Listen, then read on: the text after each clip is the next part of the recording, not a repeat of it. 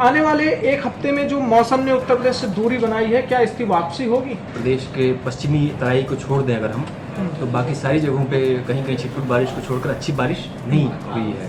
तो इधर 3-4 दिनों से आपने देखा होगा कि बारिश न होने से अचानक से तापमान में बढ़ोतरी भी नजर आई। गर्मी थोड़ी बढ़ी है, गर्मी उमस भी बढ़ी हुई है और उमस भी बढ़ी हुई है। और 3-4 दिनों में ही दोबारा लोगों ने फिर से लोगों को बरसात याद आ रही है कि मौसम विभाग का क्या पूर्वानुमान है कि ये दोबारा बारिश के चांस? तो मौसम विभाग का ये पूर्वानुमान है कि एक अच्छी खबर ये है कि पश्चिमी जो बंगाल की तरफ जो हमारा बंगाल की खाड़ी है, तो उसके पश्चिमी हिस्से में एक नया वेदर सिस्टम एक्टिव हो रहा है। नमी का एक पैरामीटर होता है कि जब 90+ की तरफ हो जाएगा तभी वो डिसिपिटेट करेगा, परिस्थितियाँ अनुकूल होंगी और निम्न दबाव क्षेत्र बनेगा तभी वो बारिश वो होती है। हवा में जब नमी ज़्यादा होती है और उसकी हीटिंग होती है तो जो वास्तविक तापमान होता है उससे ज़्यादा हमें महसूस होता है।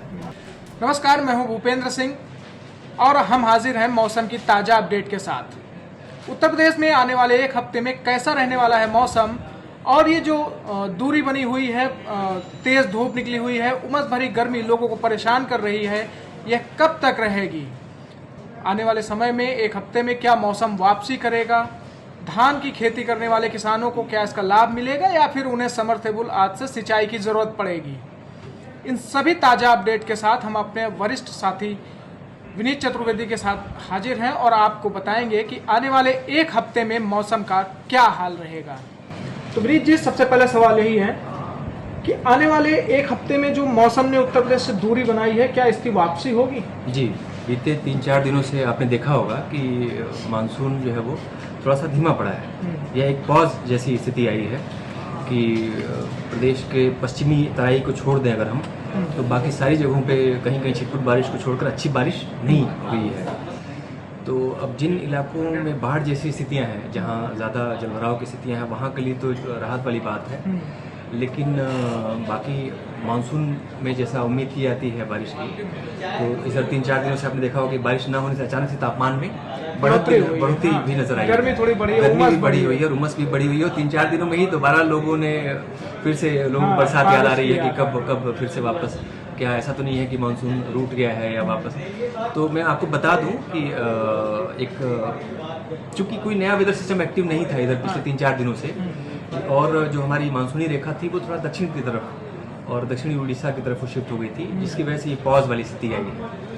अब इसके बाद जैसा कि आप पूछ रहे हैं कि क्या बदलाव के चांसेस, मौसम विभाग का क्या पूर्वानुमान है कि ये दोबारा बारिश के चांस? तो मौसम विभाग का ये पूर्वानुमान है कि एक अच्छी खबर ये है कि पश्चिमी जो बंगाल की तरफ जो हमारा बंगाल की खाड़ी है, उसके पश्चिमी हिस्से में एक नया वेदर सिस्टम एक्टिव हो रहा है, जिसका इम्पैक्ट आपको 21 अगस्त से नज़र आएगा। और 21-22 अगस्त के बाद जो नया डेवलपमेंट है वो पूरे प्रदेश में एक अच्छी बारिश को फिर से बारिश के चांसेस हैं। यानी जब आज 18 अगस्त को हम ये वीडियो शूट कर रहे हैं तो 21 अगस्त यानी कि 3-4 दिन अभी लोगों को इस तरह उमस और गर्मी से जूझना पड़ेगा। जी। उसके बाद दोबारा और अच्छी बात यह है कि एक के बाद एक लगभग मतलब 2 वेदर सिस्टम एक्टिव हो रहा है। तो ये इसका इम्पैक्ट ये होगा, कहीं कहीं भारी बारिश भी देखने को मिल सकती है आपको।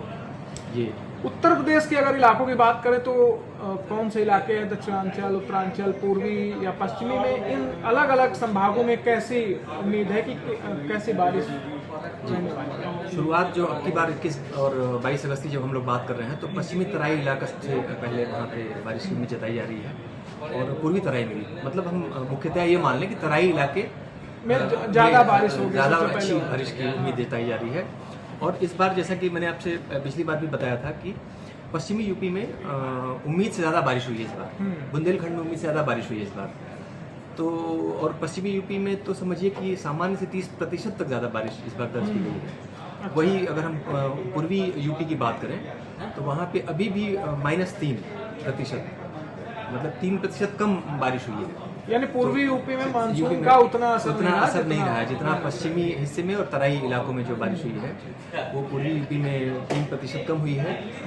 और ओवरऑल जो है वो हम अभी भी सामान्य से 9% ज़्यादा है पूरे प्रदेश में जो बरसात का हम आंकड़ा देखें पिछले ये आंकड़ा कितने वर्षों में है कि ये 9 आंकड़ा मतलब कि 1 जून से 15 अगस्त के बीच की बात मैं बता रहा हूँ आपको। हाँ। कि पिछले साल की तुलना में, अच्छा। ये पिछले साल की तुलना में इस बार हम लोग या जो सामान्य एक पैरामीटर होता है हमारा, वो पिछले कई सालों का हम लोग आंकड़ा लेके चलते हैं कि सामान्य इतना आमतौर पे माना जाता है कि इतनी बारिश को हम लोग सामान्य के तौर पे मानते हैं। लेकिन इस बार जो है वो सामान्य से 9% ओवरऑल ज़्यादा है हम लोग बारिश में।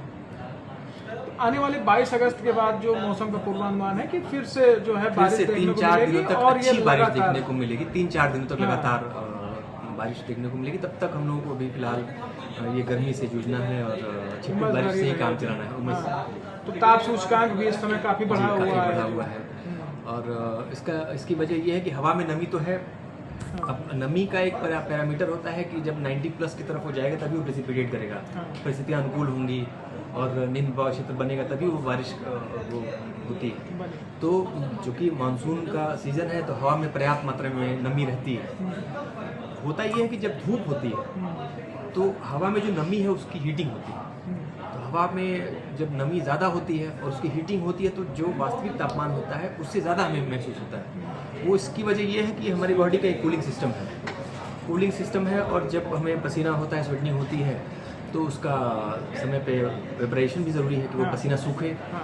अब जब हवा में नमी ज़्यादा होती है तो वो नमी सूखती नहीं है, तो हमारे बॉडी का जो कूलिंग सिस्टम है वो प्रभावित होता है।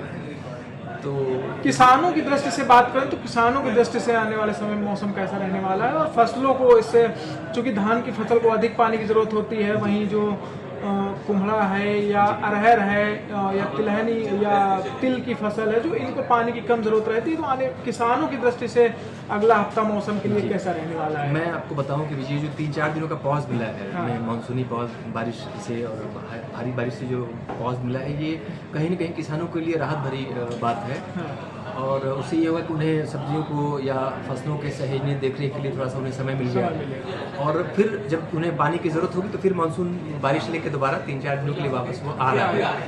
और धान की फसल के लिए आप जानते हैं कि हमें रह के समय समय पर बरसात की ज़रूरत होती है, तो निश्चित तौर पे वो किसानों के लिए फिर 3-4 दिन फायदेमंद है। तो अगर अभी बात करें कि किसानों के लिए नहर या समरसेबल की तरफ देखने की जरूरत नहीं है और 3-4 दिन बाद मौसम फिर से आ रहा है तो उन्हें सिंचाई की बहुत जरूरत नहीं पड़ने वाली है। वो स्वाभाविक तौर पे वो मानसून की बारिश से उनका काम अभी चल जाएगा, तो ये अच्छी खबर। अच्छा, नदियों में जो बाढ़ और उफान है वो अभी कम नहीं देखने को मिल रही, तो इसके पीछे का क्या कारण हो सकता है? उत्तर प्रदेश में तो बारिश बिल्कुल ये नदियों में जो हम बारिश का पानी देख रहे हैं, दरअसल वो हिमालयन रिवर्स हैं जिनमें हम जैसे आपका गंगा नदी हो गई, यमुना का स्तर बढ़ा हुआ है, तो ये नदियाँ जो है वो कहीं ना कहीं वो प्रभावित हैं वो पहाड़ों से आने वाली बारिश पानी से, उनका जलस्तर बढ़ा हुआ है।